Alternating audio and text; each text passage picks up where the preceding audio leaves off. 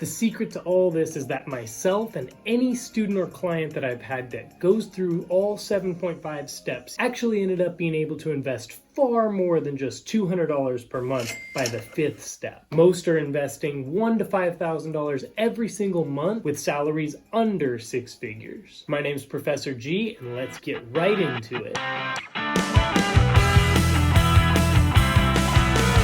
The first step is going to be that you are going to want to use that $200 to start an emergency fund. I'm sure you've heard many YouTubers talk about this, you've heard Dave Ramsey talk about this, and anyone who's smart definitely starts here. Now this is kind of like the baby emergency fund. The first thing we need to do is get $1,000 saved up. Later on we'll talk about a bigger emergency fund, but for now, the very first thing that you need to do, even before paying off debts, is to make sure that you just have $1,000 set aside. In life, things just happen, like if a tire blows out and you have to spend $200 on a new tire, you want to be able to have that sitting on the side rather than having to dip into and make your credit card debt worse or pull out money from investments. So make sure you have that $1,000 set aside, and then we can move to step number 2. And step number 2 is all about paying down any high interest debt that you have. This would be things like credit cards, any type of personal loans, anything with an interest rate that can go above 6, 7, 8%. A lot of your credit cards actually get into the 20s, and so you definitely want to make sure and pay those down first. Things like student loans and low interest mortgage and even car loans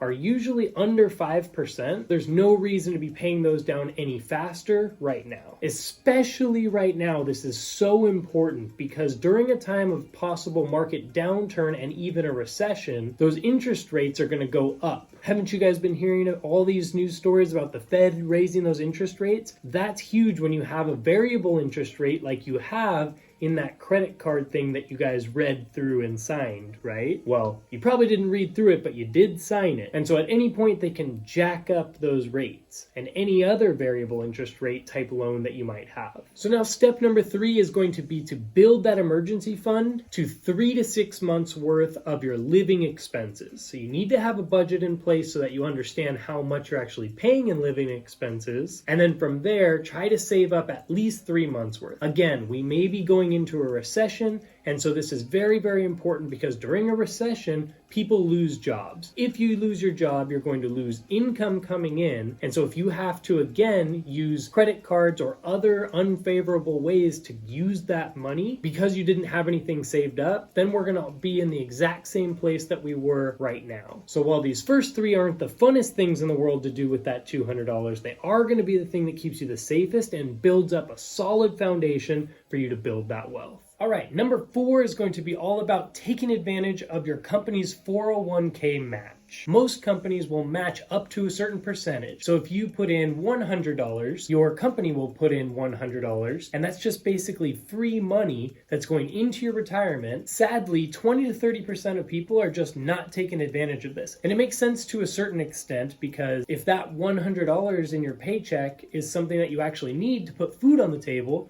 then that is way more important. But if you can do without a couple lattes, then put that little extra amount into your retirement. So with that 401k, this money is going into an investment account that's going to invest and compound until you turn 59 and a half. And from there, you can start pulling it out in retirement. You can leave it in there longer and just let it keep growing and compounding, but just know that anything that you put into the 401k is meant for retirement time. So number 4 is just about putting in enough to make it so that you maximize the match from your company and not necessarily putting any more in than that, because it's good to have money in retirement, but it's also important to start building up some wealth for now. And speaking of now, number 5 is going to be to invest in yourself. I'm sure you've seen super inspirational things on TikTok and Instagram about investing in yourself, but seriously, this is going to be the thing that really moves the needle. For example, if you were to put $200 into an investment and you got a very solid return of about 10 to 20%, within a year you'd make about $20 to $40.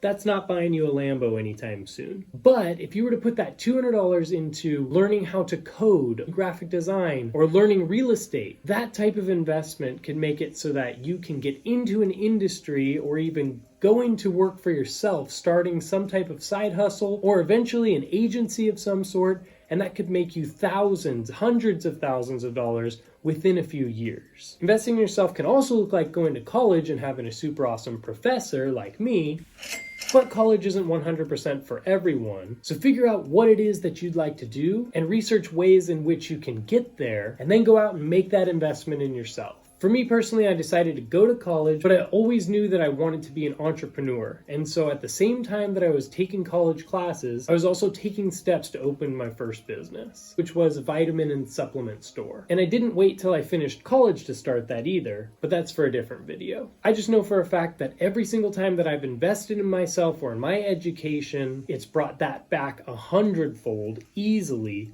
And it's been the thing that set me up for even more success each stage of life. All right, so notice that we are through step number 5. I haven't even talked about you using that $200 to actually invest in something that you would think of as investing, such as stocks or crypto or real estate. And the reason for that is, unfortunately, I've watched friends and family members already start to lose a bunch of money in this current market drop. And because they didn't do steps 1 through 5, they're having to then pull that money out of the investments in order to sustain their expenses and lifestyle through this market drop. For example, if you would have put $10,000 into an investment earlier in the year, now it's gone down 50%, you'd have $5,000 in your account. But that doesn't really matter if you're able to just keep it in your account and wait for those assets to come right back up. It does matter if you can't keep it in your account. If you have to use that money at some point because all the other things have dried up or that your debts have become due, then now you have to sell your stocks for half of what they were worth when you bought them, and you have lost money. So I know I'm beating a dead horse by trying to really nail this in for you. I promise you though, if you build up that foundation, there's going to be a time 5-10 years from now when all of your friends and family are kind of looking at you like, what the heck? Where did you get all this from? And it's because of the decision that you made to be disciplined right now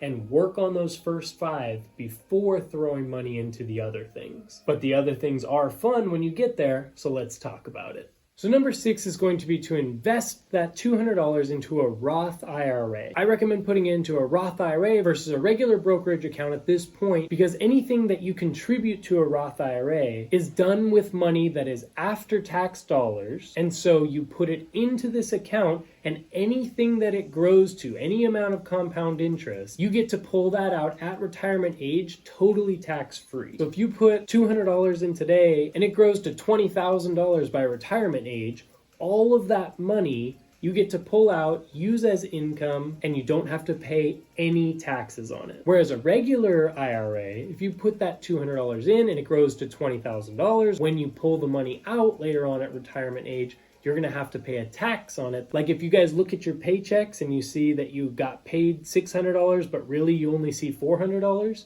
that's going to be the same type of thing later on, and you don't want to worry about that at retirement age. The other reason why I say to go with the Roth IRA in step 6 rather than just putting it in a regular brokerage account like Robinhood or something at this point is because anything that you put into there, you can actually pull out before retirement age without any type of penalty. The gain on what you put in there, you can't pull out till retirement age, but your actual principal, the amount, whatever you put in, if you put that $200 in and then you realize, oh, I actually need it, you're not going to have a penalty on that, so you might as well take advantage of that tax advantage that could happen by the time you hit retirement. Now, 7th is going to be the one that everybody's been waiting for, and that's to start investing in just a regular brokerage account.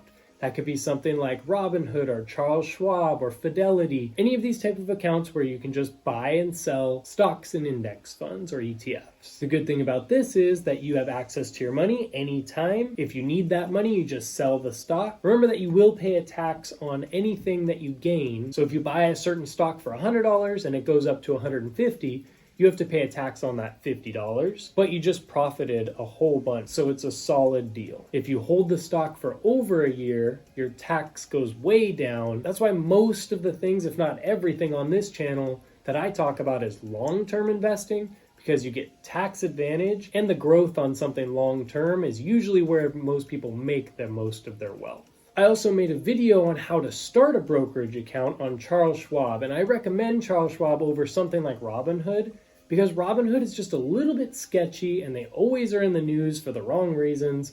Charles Schwab's been around for a lot longer, and so I just recommend if you're going to put any substantial amount of money into anything, that you put it somewhere safe. So if you'd like to check that out, check out my video. I'll put it in the description down below. But let's move on to 7.5. 7.5 is where the most fun is, also the most risk, but it's where people probably make the most amount of money. And that's in investing in your brokerage account, but investing in specifically risky or high return and high risk type assets. These could be things like growth stocks like Tesla. It could also be things like cryptocurrency, and they can also be different types of real estate. Now, anytime that the risk is higher, the reward is possibly higher. And this is why I've made this 7.5. And this should be totally last on your list, but I know from most of my students, this is one of the first things that you gravitate to because you hear of all the people making money when things go to the moon. The problem is, and you guys are seeing it now if you've been in the market any period of time, those things that went to the moon 6 months ago